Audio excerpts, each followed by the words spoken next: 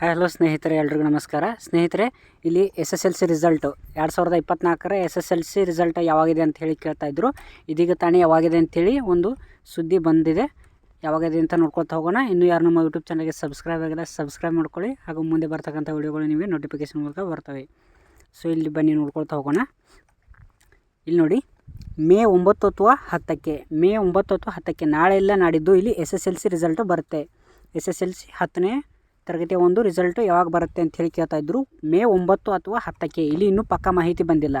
ಇಲ್ಲಿ 2 ಡೇಟನ್ನು ಕೊಟ್ಟಿರ್ತಾರೆ, ಮೇ 9 ಅಥವಾ ಮೇ 10.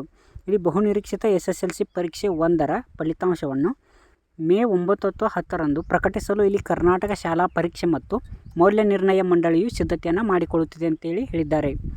ಮತ್ತು SSLC ಉತ್ತರ ಪತ್ರಿಕೆಗಳ ಮೌಲ್ಯಮಾಪನ ಕಾರ್ಯವು ಇಲ್ಲಿ ಬಹುತೇಕ ಪೂರ್ಣಗೊಂಡಿದ್ದು, ವಿದ್ಯಾರ್ಥಿಗಳ ಅಂಕಗಳ ಒಂದು ಗಣಕೀಕರಣ ಪ್ರಕ್ರಿಯೆ ನಡೆಯುತ್ತಿದ್ದು, 1-2 ದಿನಗಳಲ್ಲಿ ಆ ಕಾರ್ಯವು ಪೂರ್ಣಗೊಳ್ಳಲಿದೆ ಅಂತೇಳಿ ಹೇಳಿದ್ದಾರೆ.